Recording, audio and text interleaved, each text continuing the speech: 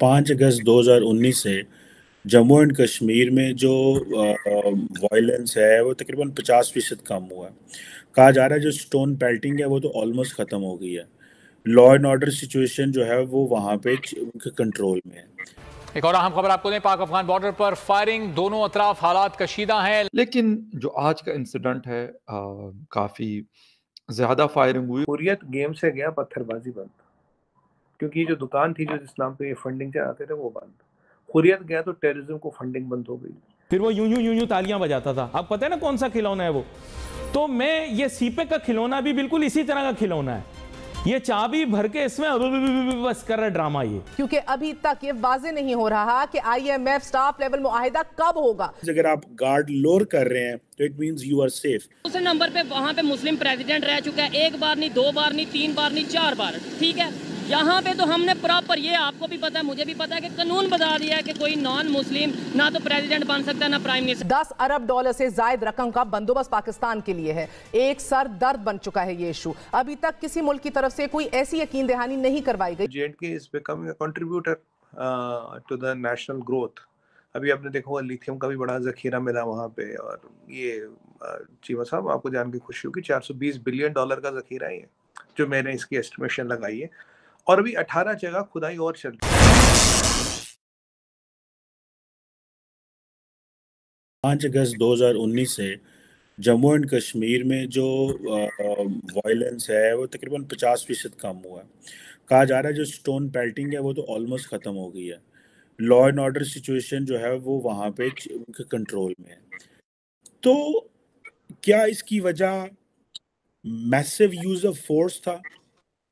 क्या इसकी वजह लोगों का वहाँ पे इस चीज़ पे कन्विंस हो जाना कि भाई क्योंकि हुकूमत ने अब यूनियन टेरिटरीज को बना दिया है और जो लोकल वॉइसेस हैं वो ये समझती हैं कि अब हमें सेंट्रल हुकूमत के साथ मिल जाना चाहिए, और पाकिस्तान की पोजीशन भी कमज़ोर हो गई है।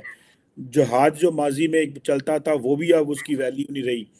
तो अब क्या इन ये वजूहात हैं, ये कितनी को इनकी इम्पोर्टेंस है जिसकी वजह से ये वायलेंस कम हुआ है? क्योंकि स्टोन पेल्टिंग पे इंडियन जो अथॉरिटीज़ थी वहाँ पे बड़ा सख्त एक्शन लेती थी, तो वो तो कहा जा रहा है बिल्कुल ख़त्म हो गई। वायलेंस 50% कम हो गया, चीज़ें ख़त्म हो गई। लॉजिक क्या है पीछे? पाकिस्तान की कमज़ोरी कि पाकिस्तान कश्मीरी इशू को उस तरह नहीं कर रहा? देखिए चलिए चीमा साहब, आज आपने कहा पाकिस्तान की कमजोरी नाम का वर्ड आपने यूज किया, तो पाकिस्तान का आपने इन्वॉल्वमेंट माना, अच्छी बात है।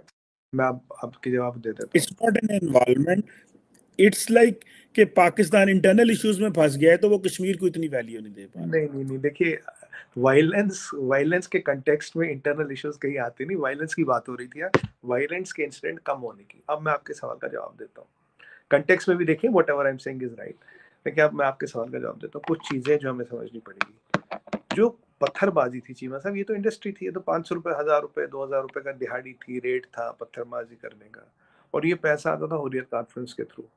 हुर्रियत कॉन्फ्रेंस की जब से दुकान बंद कर दी, तब से पैसे, जब से उनके लीडर्स पे क्रैकडाउन हुआ, उनके फॉरेन फंडिंग वगैरह ये सब पकड़ी गई, कहाँ कहाँ से पैसा आता था, किस किस से आता था, ये सब ओपन मीडिया की बातें, कोई मैं आपको अंदर की खबर नहीं बता रहा। देखिए हुर्रियत गेम से गया पत्थरबाजी बंद, क्योंकि जो दुकान थी जो जिस नाम पे ये फंडिंग चलाते थे वो बंद। हुर्रियत गया तो टेररिज्म को फंडिंग बंद हो गई, और ऐसे कई सारे इश्यूज किए गए, ऐसे कई सारे क्रैकडाउन किए गए जहां से पैसा मिलना बंद हो गया। अमित शाह जी क्या कहते हैं? अमित शाह जी कहते हैं कि टेररिज्म सिर्फ पैसे पे चलता है। अजीत डोभाल साहब का भी ये कहना है, टेररिज्म वर्क्स ऑन मनी। पैसा नहीं है तो कोई टेररिज्म नहीं चलता, कहीं पे नहीं चलता। तो ये जो फंडिंग आ रही थी, जैसे इस फंडिंग को रोका गया, काफ़ी ये फर्जी एनजीओज भी चल रहे थे जो बाहर से पैसा ले रहे थे, इधर उधर से पैसा ला रहे थे कि ये है वो है, तो ये बंद हो गई। फॉरेन टेररिस्ट का इन्फिल्ट्रेशन कम कर दिया गया, जितने थे उनको, I think all of them are eliminated minus a few. तो ये जो दो चीज़ें चलाती थी मेनली टेररिज्म को, एक तो फंडिंग और एक फॉरेन टेररिस्ट जो आते थे, जब दोनों पे लगाम कसी गई तो लोकल्स को, जो लोकल कुछ भी टेररिज्म में थे, मैं ये नहीं कहूँगा नहीं थे, कुछ मिसगाइडेड यूथ थे टेररिज्म में, अब उन्हें लगा यार ये कुछ सस्टेनेबल तो है नहीं। अब हुर्रियत कॉन्फ्रेंस का किसी का बच्चा या किसी का बेटा तो टेररिस्ट बना नहीं, किसी का बेटा तो मुजाहिद बना नहीं, मुजाहिद तो इधर उधर से पकड़ के बनाते थे। अब आप देखिए उनके पास क्या मकान है, कितने हजारों करोड़ की प्रॉपर्टी उनसे बरामद हुई, ये हुई, मतलब पैलेस पैलेस में रहते थे। ये सब चीजें इनका जो खुल एक्सपोज हुआ। दूसरी बात हुई 335A 370 हटने के बाद जो जो सिन्हा साहब की गवर्नमेंट आई, मनोज सिन्हा पहले मुर्मू साहब थे, ये बहुत ट्रांसपेरेंट और क्लीन गवर्नमेंट है। हमने तब से 3-4-5 इलेक्शन वहां करा दिए, डीडीसी इलेक्शन हो गए, पंचायत के हो गए, बीडीओ के हो गए, एक नई ऑल्टरनेट लीडरशिप सामने आई और लाखों में वोट पड़े, आपको तो पता ही है। और अब तक का हाईएस्ट टर्नआउट था। पहले एक टाइम में इलेक्शन होता था 7% में लोग चीफ मिनिस्टर बन जाते थे। चलो वो टाइम रहा नहीं। सुमित भाई, अगर इतना सब कुछ अच्छा है तो यूनियन टेरिटरी क्यों है फिर? मैं आ रहा हूँ, उसी पे आ रहा हूँ, बिल्कुल मुझे पता था आप पूछेंगे। तीसरा पॉइंट, जो हजारों करोड़ की इन्वेस्टमेंट वहां आई और मुसलमान मुल्कों से आई, जो आज तक नहीं आई थी। ऐसा नहीं बाकी कंट्रोल नहीं डाला, हमारे इंडस्ट्रियलिस्ट खूब लगा रहे। पुलवामा में अभी मैंने देखा था जिंदल साहब का प्लांट लग रहा। कल महाशिवरात्रि के दिन शंकराचार्य में इतने लोग हैं जितने पिछले 30 सालों में नहीं देखेंगे। बड़ा बहुत पुराना शिव टेम्पल है। तो चीमा साहब, ये इन्वेस्टमेंट मुसलमान कंट्रियों से भी आई, नॉर्मल कंट्रियों से भी, लोकल इंडस्ट्रियलिस्ट ने भी, हमारे जो इंडिया के हैं, बहुत पैसा डाला।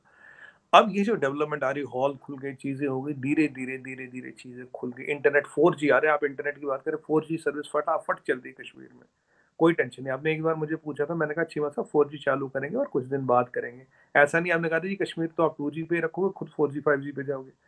4G सर्विस चालू है, वहाँ 5G भी होगी।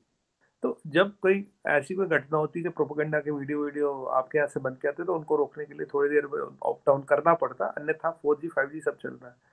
जब ये डेवलपमेंट डिलीवर हो रही है डोर स्टेप पे, एक ऑल्टरनेट लीडरशिप आ रही है, तो ये कारण है चीजों के बेहतर होने का। अब आपने बोला यूनियन टेरिटरी क्यों, मैंने आपको बोला आंसर।